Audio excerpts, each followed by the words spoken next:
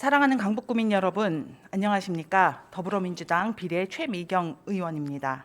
존경하는 이용균 의장님, 그리고 어려운 여건 속에서도 강북구의 발전과 구민의 복리 증진을 위해서 열심히 애쓰고 계시는 강북구청장님과 공무원 여러분들께, 또 강북구의 구석구석을 누비며 활발한 의정 활동을 펼치고 계시는 동료 의원 여러분들께 진심으로 감사를 드립니다.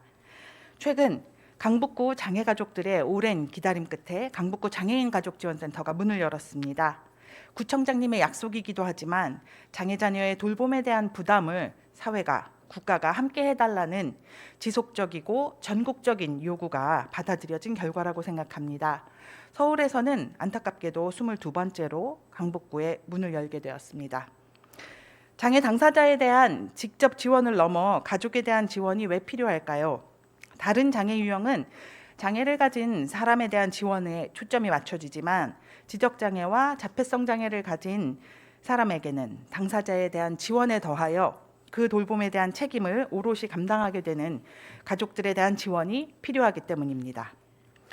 국가의 지원은 너무 폭이 제한적이고 자격 요건이 까다롭습니다.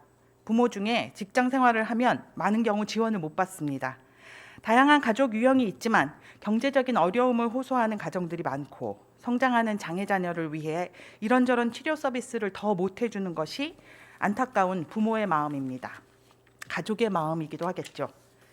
그나마 학교를 다니는 기간 동안은 다행이지만 성인이 되면 더 이용할 기관이 없어 장애인 복지관의 직업훈련반, 발달장애인 평생교육센터, 보호작업장 등이 전부라 많은 수의 발달장애인은 집에 머물게 됩니다.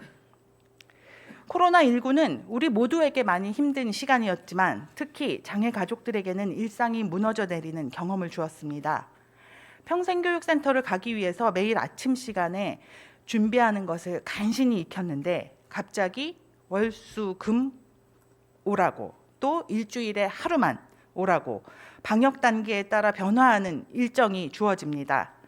같은 일정 또 일상 규칙이 중요한 자폐성 장애인에게는 이해하기 힘든 어려움이고 그것을 설명하고 이해시켜야 하는 가족들에게 매우 힘든 과정이었습니다.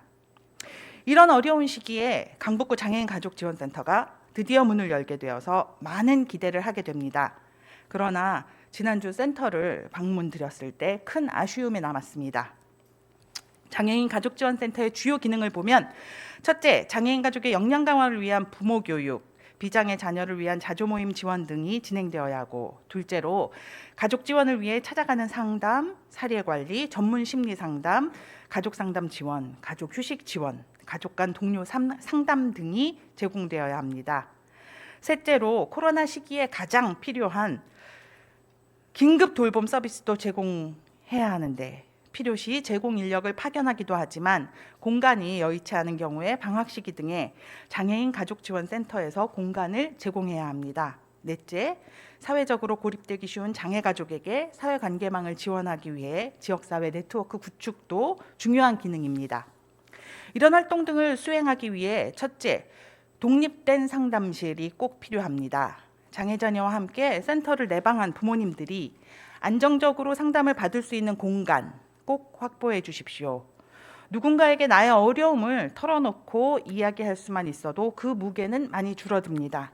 장애 가족들의 상담을 위한 공간 꼭 확보해 주십시오. 둘째, 코로나19 시대에 장애 가족에게 꼭 필요한 서비스인 긴급 돌봄, 방학 돌봄을 위한 안전한 돌봄 공간 필요합니다. 센터의 책임하에 돌봄 서비스가 진행되므로 돌봄 인력과 장애인이 머물 공간은 센터와 물리적으로 분리되지 않아야 합니다. 현재 자원봉사센터의 3층에 센터가 있으므로 동선을 최소화하여 비상 상황에 센터 직원들이 도울 수 있도록 해야 할 것입니다. 내년에 장애인 복지관이 넓어지면 가족지원센터도 이전할 계획이라고 말씀하시지만 그때까지 센터가 정상적인 기능을 하려면 필요한 공간 지금 확보해 주시기 바랍니다. 코로나19로 모두가 어려운 시기이지만 장애 자녀의 돌봄 부담은 가족에게 더 큰 무게로 다가옵니다. 그 무게에 눌려서 삶을 포기하지 않도록 구청장님께서 약속하신 지역사회가 함께하는 돌봄이 그저 공허한 메아리가 되지 않도록 관련 부서의 협조와 배려 부탁드립니다. 경청해 주셔서 감사합니다.